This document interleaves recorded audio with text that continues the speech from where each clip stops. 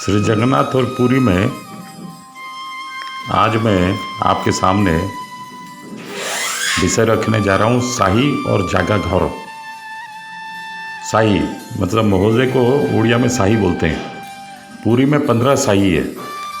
शाही का अर्थ है मोहल्ला। वे हैं मार्कंडेश्वर, वासेली, हरचंडी, गौड़बाड़, बाली, कालिका देवी, माटी मंडप, दौल मंडप या देउल मुंडी, चोड़गंग, दांडीमाल, दौतापड़ा, कुंढई वेंटो, कुंभारपड़ा, माटियापड़ा और टिकरपड़ा।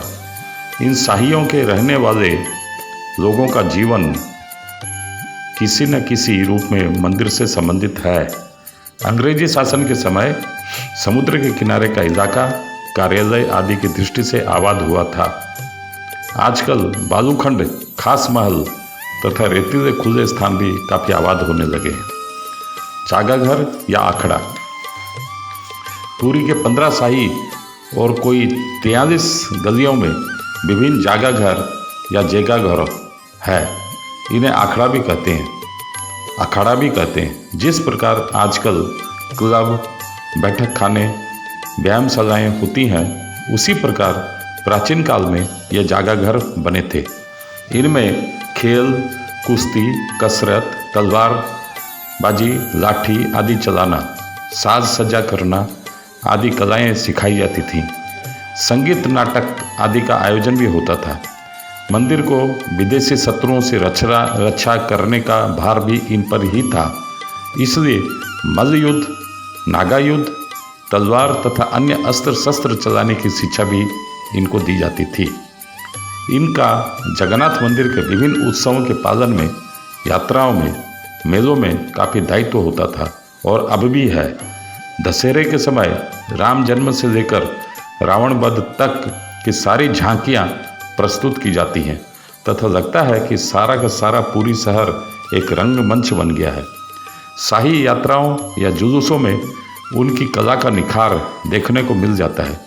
जो विवाद या युद्धमूलक खेल दिखाए जाते हैं वे हैं बाड़ी खेलो या लाठी चालन, पट्टा खेलो, तलवार चलाना, बोनाटी घुमाना, कुश्ती, कसरत, मेड़, नृत्य, नागावेश आदि। आज के परिवर्तित परिवेश में ये उद्देश्य धीरे धीरे लुप्त होते जा रहे हैं। आकारादि क्रम में पुरी के जागा घरों के नाम ये हैं: आड़ंग तियाड़ी, कदमगढ़, खास, खुंटिया, गणेश गुरुज, गुरुजंग, गोपाल तीर्थ, चंपागढ़, ढीप, तापंग, दुआरी, नरसिंह वल्लभ, नुआगढ़, पंचवाती, पांडव, बड़ो आखड़ा, बड़ो पोखरी, बारावाटी, ब्राह्मी, भोग, मरीचकोट, मलीकोट, माजेणा, माल, माली, बिसुनी, सात बखरा, सुंदरा, संकट और हाथी आखड़ा।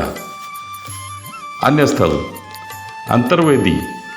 श्री मंदिर से लेकर समुद्र तक का अंचल श्री जगन्नाथ का अंतर्वेदी कहलाता है। महाभारत से पता चलता है कि इस अंचल में केवल एक वेदी था, कोई मंदिर नहीं। यह अंचल पवित्र माना जाता है। श्वेत गंगा की मुक्तिशिला इसी अंचल में स्थित है। अठरनौला, यह पुरी जाने के रास्ते पर ठीक शहर से पूर्व पड़ता है। मिटियाणी नदी पर जो पुल बना है उसे अठरनला कहते हैं। इस प्रकार नामकरण का कारण यह है कि उस पुल में 19 खंभों के बीच 18 जल मार्ग हैं। कहते हैं कि ये 18 पुराणों के प्रतीक हैं। ऐसा विश्वास है कि जो पुण्य 18 पुराणों के पठन से मिलता है वही पुण्य उसे पार कर देने पर मिलता है। पुल की लंबाई 290 फुट, ऊंचाई में 27 फीट और किनारों पर 16 फीट है। आजकल एक नया पुल पास ही बन गया है और इस पुराने पुल पर से केवल छोटी गाड़ियां ही गुजरती हैं। श्रद्धावादी कहते हैं कि कोई 200-300 साल पहले गुंडीचा घर के ठीक पश्चिम में बांकी मुहाणो नाम की एक नदी बहती थी। उस समय नदी के दोनों ओर अलग अलग 3-3 रथों की व्यवस्था करनी पड़ती थी। इसके कारण रथ यात्रा के दिन काफ़ी अधिक हो जाते थे। मादला पांजी के अनुसार राजा नरसिंहदेव द्वितीय ने नदी को पाट दिया तथा वहाँ पर एक शंख का निर्माण किया। इसी से उस अंचल को बड़ो शंख कहते हैं। यह मैदान रेत से भरा हुआ है। इसे सौरधाबाजी कहते हैं। जल की सतह यहाँ नज़दीक है और बरसात में पानी जमा हो जाता है। इस मैदान पर रथों को लौटने के पहले मोटर की तरह घुमाया जाता है। श्रद्धाबाजी पर जगन्नाथ के रथ पर बैठे होने के समय उनको वामन रूप के दर्शन को अति पुण्यप्रद माना जाता है। रथे तु वामनम दृष्टवा पुनर्जन्म न विद्यते। सिद्ध बकुल दक्षिण काली से स्वर्ग द्वार के रास्ते पर बाईं गली में यह बकुल का पेड़ है। किंवदंती है कि यवन हरिदास को किसी ने पुरी में रहने नहीं दिया। वे चैतन्य के पास पहुँचे।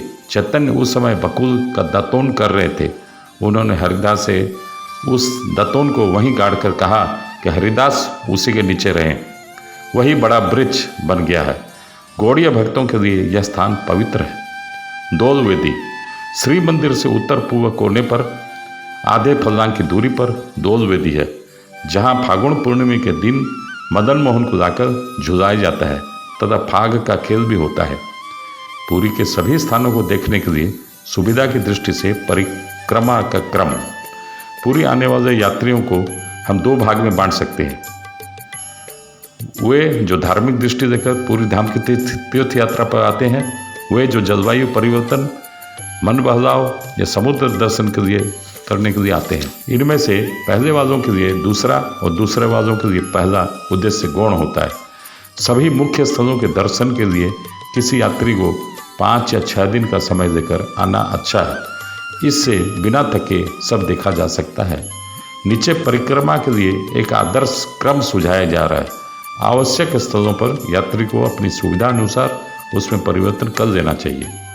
दिन इसमें है प्रथम, द्वितीय, तृतीय, चतुर्थ, पंचम दिन।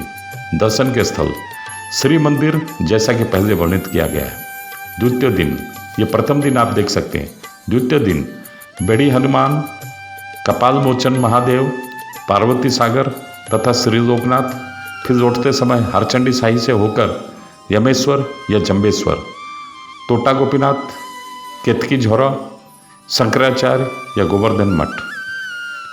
तृतीय दिन एमआर मठ, श्वेत गंगा, दक्षिण काली, श्यामा काली, अष्ट महाशंभु।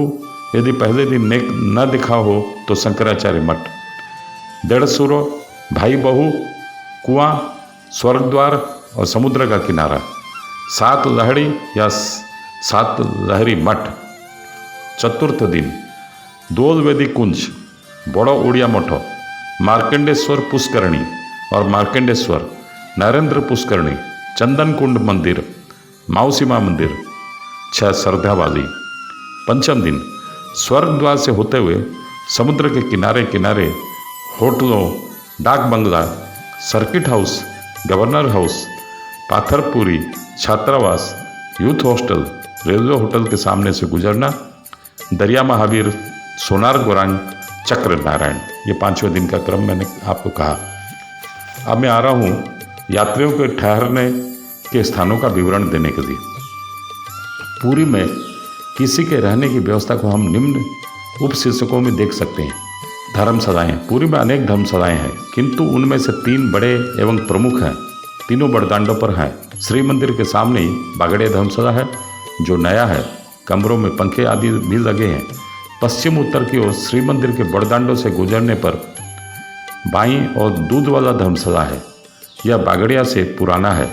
बड़दांडों पर ही और आगे जाने पर श्री मंदिर से कोई 1.5 किलोमीटर की दूरी पर दाहिनी ओर गोयनका धर्मशाला है। होटल, सभी छोटे बड़े होटल समुद्र के किनारे पर अवस्थित हैं। मुख्य ये हैं दक्षिण पूर्व रेलवे होटल, यह रेलवे स्टेशन से 1 किलोमीटर और बस स्टैंड से 4 किलोमीटर दूर है। समुद्र के किनारे है। यह अपेक्षाकृत खर्चीला है। विदेशी यात्री अक्सर इसी में रहते हैं।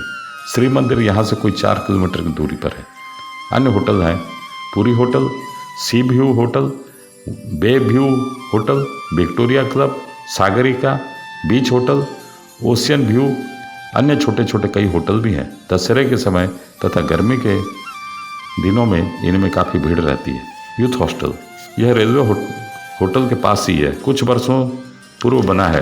पांथा निवास, राजभवन के निकट पाथपुरी छात्रावास के पास यह समुद्र के किनारे अवस्थित है। उड़ीसा पर्यटन विभाग की ओर से इसे चलाया जाता है। डाक बंगला और सर्किट हाउस, ये दोनों मुख्यतः सरकारी कर्मचारियों के लिए है। कचहरी के पास, राजभवन के पश्चिम में तथा समुद्र के किनारे पर है। स्थान संरक्षण के लिए कलेक्टर को लिखना चाहिए।